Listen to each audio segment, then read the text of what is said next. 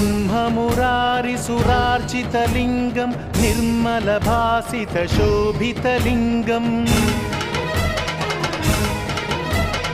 जन्मज दुःखविनाशकलिङ्गं तत्प्रणमामि सदा शिवलिङ्गम्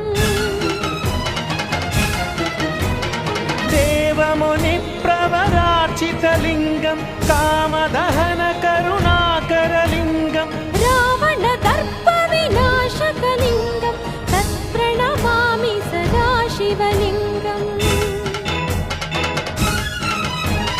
सर्वसुगन्धसुलेपितलिङ्गं बुद्धिविवर्धनकारणलिङ्गम्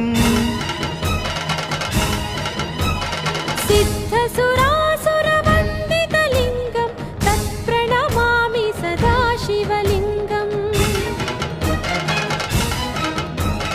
कनकमहामणि